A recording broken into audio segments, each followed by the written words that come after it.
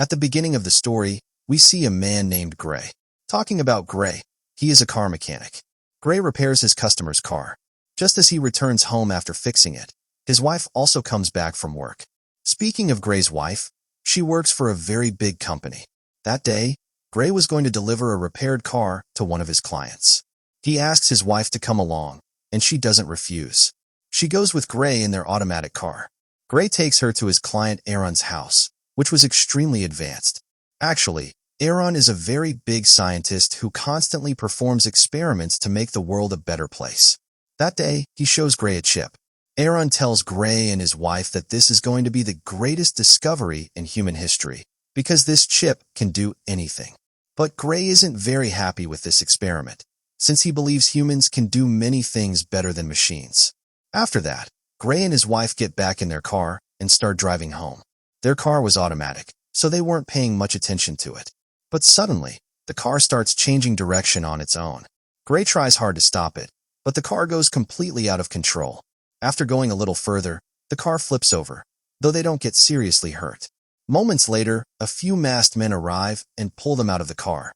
They shoot Gray's wife dead and break Gray's spinal cord before leaving. Because of the spinal injury, Gray is completely unable to move, and his wife dies right in front of his eyes. Next, we see Gray in the hospital. He's now fully paralyzed. Then the scene cuts to 3 months later.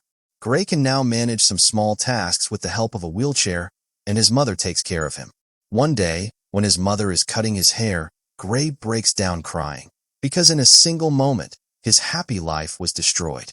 The next day, Gray and his mom visit Detective Cortez. Gray asks her, "Did you find those men?"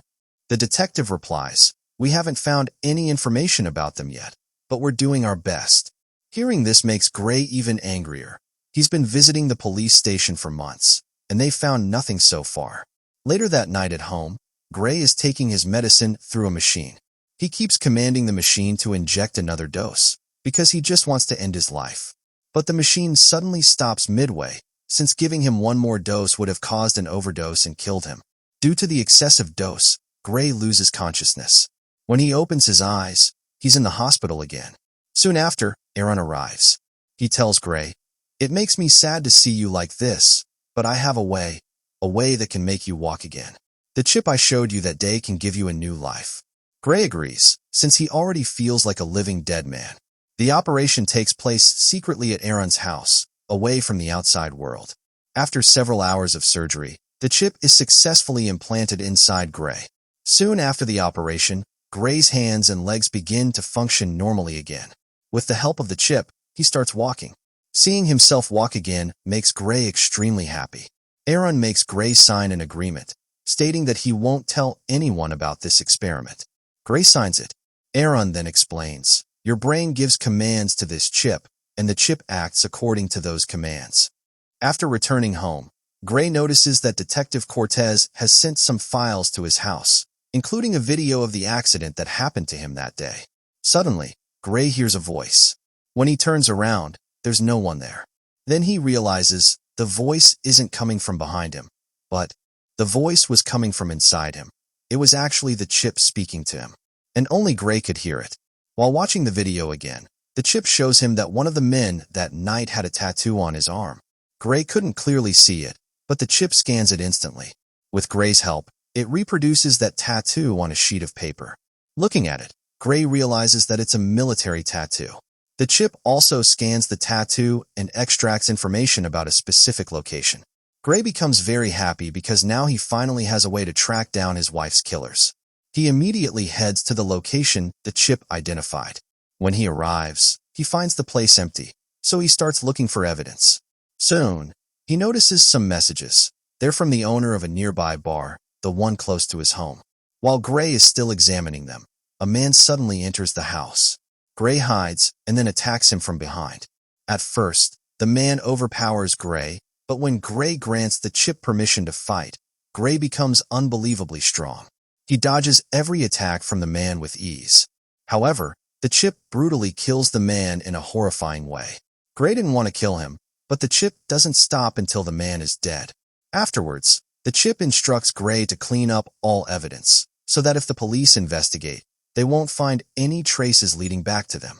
Gray does exactly as it says. Later, we see Gray at Aaron's house. Aaron is furious because Gray has been using the chip in the wrong way. Aaron warns him, saying, "I can trace you through this chip. Wherever you go, I'll know." He tells Gray to stay away from these violent incidents. Meanwhile, Detective Cortez is investigating the murder case of that man. She finds out that Gray was near the crime scene, so she visits his house for further questioning. When she arrives, she says, "That day, I lied to you. I told you we found nothing about your wife's killers, but actually, we did find a man. We just didn't have enough evidence to take action. But that man was found dead yesterday, and you were near the area at the time of the murder." Gray replies, "Are you suspecting me? I can't even walk. I have proof of that.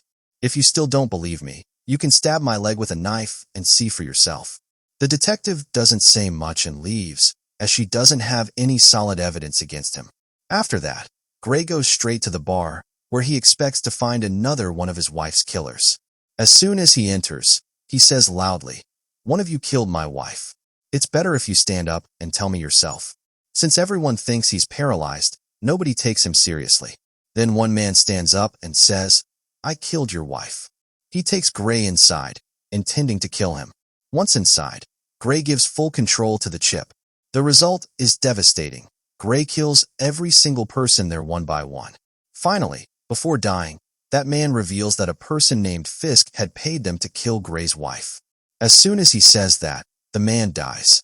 The chip then warns Gray, saying, "Aaron has found our location. He's shutting me down. Before I go completely offline, you must reach a hacker who can reboot me." Before shutting down, the chip writes a code on Gray's arm to help the hacker reboot it. Gray reaches the hacker's building, but by then, 30% of the chip has already shut down. Even so, he keeps going. By the time he reaches the hacker's room, the chip goes completely offline.